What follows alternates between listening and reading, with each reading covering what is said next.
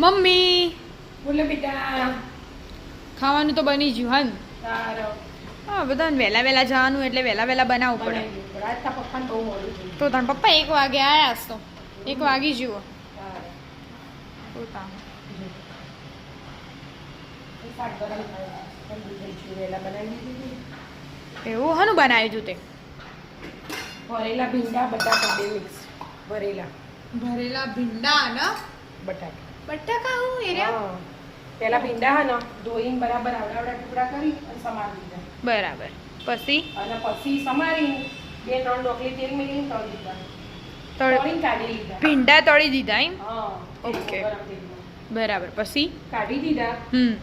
અને કાઢીને એક બાજુ સિંગદાણા થોડા શેકેલાનો માવો પાવડર પાવડર તલનો વરિયાળીનો અને પેલા ધોણા નહીં આવતા આપણા આખા આ લીલા એવા હુકા આવે ને ઓવા એ ધોણા એનો પાવડર એક બાજુ બનાવીને અને પછી તેલ મેલ્યું કે પહેલા બટાકા નાખી દીધા તેલમાં અને પછી પાછળથી અને ભીંડા છડી એડ દીધા. કર્યા. અને ચડી જાય ને પછી એ મસાલો નાખ્યો સિંગદાણા વાળો.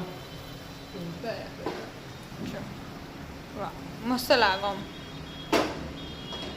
ટેસ્ટ કરીએ ને એટલે ખબર પડે છે એવું બન્યું આમ તો તું પહેલા બનાવતી પણ પહેલા તું એકલા બનાવતી દહીં દહીં નાખી. હા એટલે તો બટાકું ના નખતી એટલા ભરેલા ભીંડા બનાવતી. ભીંડા બનાવતા એટલે દહીં નાખતા અને ભરીને અલગથી બનાવતા. હા આ બટાકા વાળું પહેલી વાર બનાવ્યું હતું એ. બટાકાવાળું પહેલી વાર.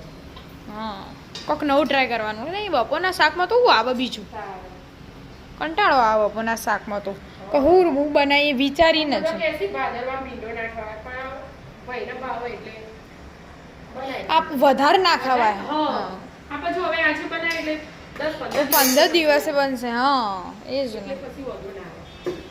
એટલે આમ 2-3 વાર બને ચોખા ખા મહિના. બરાબર. પેલા બે તો સ્કૂલ જતા રહ્યા. એમને જતા રહ્યો. મેં તો વહેલા ત્રણ વહેલા ભાઈ તમે ખાઈ લીધું? હા અમે તો ત્રણે ખાઈ લીધું મસ્ત બની તું શાક તો અમને તો ભાઈ હવે પપ્પાને જોઈએ. બધાને એક ટાઈમ. હા બધાને એક ટાઈમ એટલે અમે થોડું વહેલા ખાઈ લીધું એમ. અને લસણ ડુંગળી વગરનું બનાવવું પડે એટલે હું બનાવું છું. આમ તો ચણા એવું કોઈ એમ બનાવું પણ એ બધામાં મજા ના આવે. તોતા હું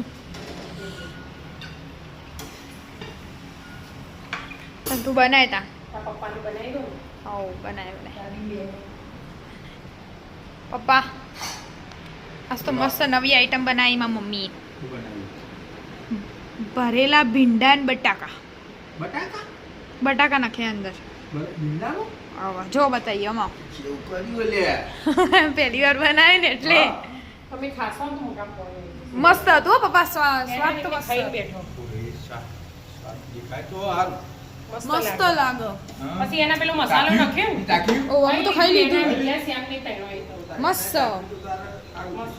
પેલો મસાલો નાખ્યો ને સિંગદાણા વાળો હા પછી બટાકા ચડવા દીધા ચડી જાય ને પછી એક ચમચી હે ને શેકેલો ચણાનો લોટ નાખ્યો પછી થોડું પાણી નાખ્યું એટલે મસાલો બળે ના. બળના બરાબર હા, એટલે તેલ છૂટી ને પછી ભીંડા નાખી ભીંડા દીધા. નાખી દીધા મસ્ત બન્યું પણ લાગે મસ્ત શાક તો હારું, મસ્ત. હો. ખાઈએ તાને ખબર પડે. કાશ્મીરી મરચું નાખ્યું એટલે મસ્ત લાગે. હા ચાખ્યું તો અમે તઈને ખાઈ લીધું ને તાઈને મસ્ત ખાઈ લીધું બન્યું. મસ્ત બન્યું. હા, શ્યામને- બનાવો. હા. તમે તઈને રહ્યા હવે દાદી તમે ને મમ્મી 3 જણ ખાન બાકી હા અમે તો તઈને ખાઈ લીધું અમે તઈને હંગાત બે તો હું ઈવન હાથે બેહી જઈ રોટલી, દાળ ભાતનો શાકનો. એ સાસે વગાડી દીધી એકતા. ઈવન સ્કૂલ જવાનું મોડું થતું હતું ને એટલે પછી વગાડે દાળ વગાડી, હે? આ ચટણી બનાવી લો ધાણાની. સાચી, હે? ધાણાની મસ્ત શું કહું તારે?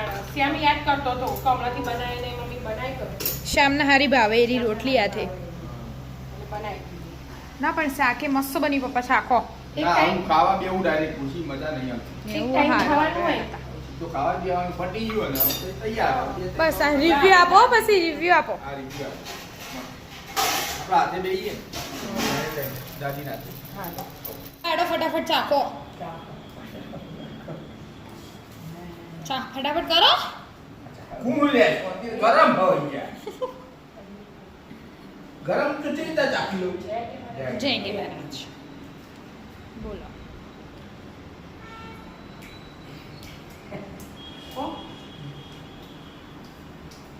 હા ને બટાકાનો એમ ના આમ કોક અલગ જ સ્વાદ આવો ને હા ને મસ્ત લાગ્યું મને સિંગદાણા, તલ, વરિયાળી અને આખા ધોણા દળી નાખ્યા ને મસ્ત સ્વાદ બટાકાનો સ્વાદ જ આખો અલગ આવે તેરે મસાલો બટાકા ચડ્યા ને એટલે હા દાદી કેવું બન્યું હા ને ખાઈ લો તા